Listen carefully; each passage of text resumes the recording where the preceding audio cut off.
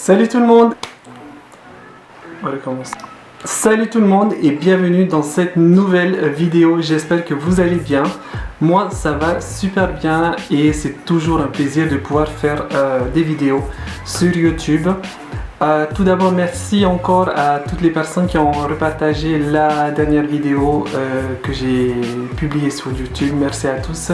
Merci à tous les commentaires aussi. Merci à toutes les personnes. Merci beaucoup. Cette vidéo est une continuité encore dans la thématique de l'immobilier. Et là aujourd'hui nous allons aborder le sujet de où trouver les annonces immobilières, les pièges à éviter et le budget prévisionnel donc à prévoir. Ça sera juste après le générique.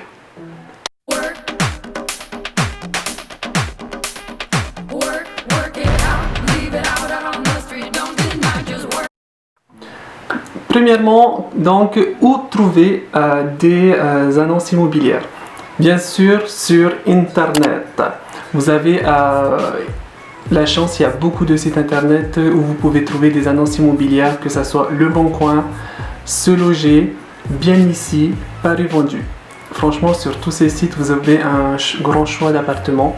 Faites attention, les appartements partent rapidement, surtout les appartements pour étudiants. Il y a énormément d'étudiants dans les grandes villes étudiantes, donc il faudra être réactif et vif, voilà, pour la recherche.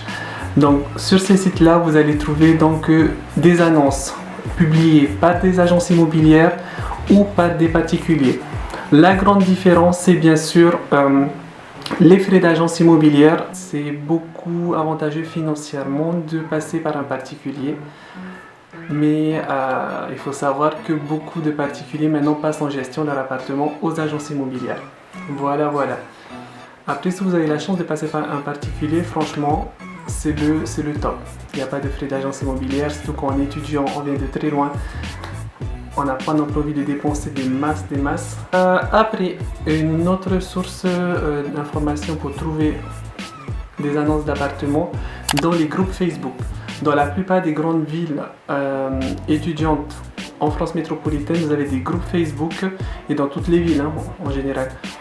Vous avez juste par exemple, moi je vis à Toulouse, je tape location d'appartement Toulouse et en fait vous rejoignez le groupe et dans ce groupe vous avez des locataires qui vont rendre leur appartement, qui publie bien sûr le fait qu'ils rendent leur appartement et les caractéristiques de l'appartement. Donc si l'appartement vous intéresse, vous pouvez les envoyer un message privé et ces derniers vont donc vous guider vers soit le propriétaire, soit l'agence immobilière qui s'en occupe.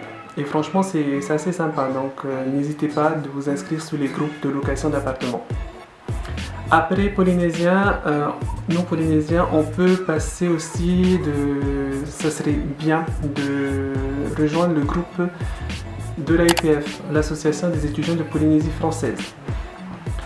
Dans les grandes villes, il y a une association, une AEPF, une association d'étudiants de la Polynésie française. Donc rejoignez le groupe. Et n'ayez pas honte, postez une annonce sur le fait que vous allez être futur étudiant dans cette ville, que vous recherchez tel appartement. S'il y a des personnes qui laissent leur appartement, d'anciens étudiants polynésiens qui laissent leur appartement, que vous serez très intéressés. Voilà. Donc après vous pouvez voir aussi des annonces, par exemple des anciens locataires qui laissent leur appartement. Donc vous allez pouvoir communiquer comme ça sera beaucoup plus facile, surtout quand on sera entre Polynésiens et voilà. Mais n'ayez pas honte, il faut publier. Voilà.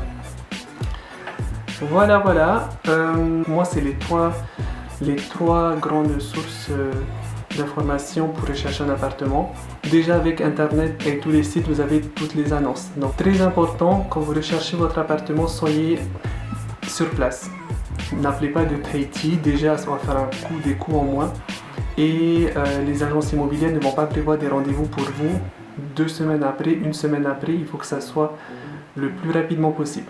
Voilà, les agences immobilières, même les propriétaires, ils veulent louer le plus rapidement possible. Donc soyez sur place, soyez réactifs, soyez motivés, montrez que vous avez la niaque et c'est parti. Les pièges à éviter, moi j'ai mis trois grands pièges à éviter. Tout d'abord, visite payante. C'est-à-dire, avant de visiter, on vous demande de payer. Par exemple, quand vous appelez, et en particulier vous demande de payer. Ne payez rien. France se fait beaucoup à Paris pour faire le tri, mais après dans d'autres villes, franchement, il y a les agences, c'est gratuit. Hein. Vous visitez, ne payez rien avant de visiter. Voilà, je dis juste ça. Après, il y a, on va dire, l'arnaque mandat cash. En fait, je vous explique en gros. C'est vous allez voir une annonce, par exemple, avec de belles photos, un bel appartement avec un prix de loyer attractif. C'est vrai que vous n'allez pas savoir le prix du marché, mais en gros, ce que je vais dire là, c'est que quand vous voyez une annonce comme ça déjà, avec de belles photos et un prix attractif, méfiez-vous un peu. Dans ces annonces, vous allez pouvoir que les contacter par mail, par message, pas par call. Et voilà, il n'y a pas de numéro de téléphone, vous n'allez pas pouvoir les appeler. Ces personnes vont vous mettre en confiance et par mail et vont vous demander de payer en gros une caution par mandat cash. Dès que vous voyez ça, mandat cash, de vous payer en avance la caution, c'est mort. Ne payez rien, ne payez rien, ne payez rien. Tout ce qui est mandat cash, niet et cacahuètes, c'est mort, ok? Ne payez rien avant d'avoir visité le bien, très très important parce que vous allez perdre beaucoup d'argent. Une caution peut s'élever à pratiquement 400, 700, je ne sais pas combien d'euros. Ça dépend du loyer, mais vous pouvez perdre de l'argent en faisant du mandat cash alors qu'il n'y aura rien après.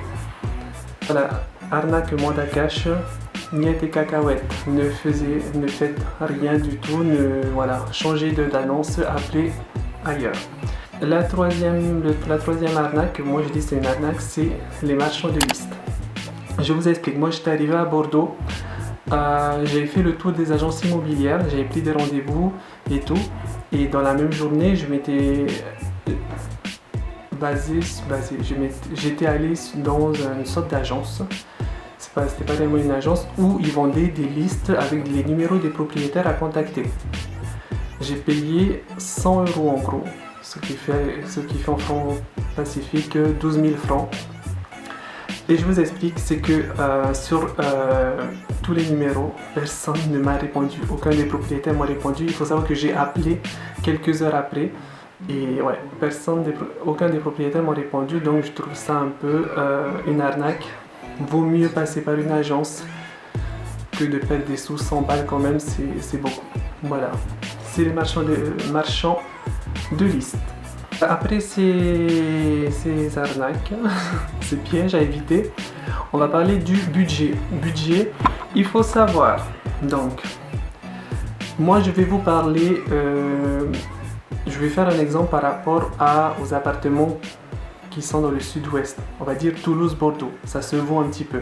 Dans un premier temps, quand vous allez signer le bail, il faut prévoir un budget assez conséquent parce que vous aurez à payer le premier loyer qui sera bien sûr au prorata, c'est-à-dire par rapport à la date où vous allez prendre le logement, c'est-à-dire si on est actuellement en novembre, là par exemple moi je vais prendre le logement à partir du 4 décembre. Un logement à partir du 4 décembre, je vais signer le bail le 4 décembre, je vais payer à partir du 4 décembre et non avant. Donc voilà, ça sera calculé au prorata. Il faut prévoir ceci. Il faut prévoir la caution et il faut prévoir les frais d'agence pour ceux qui passent par une agence immobilière.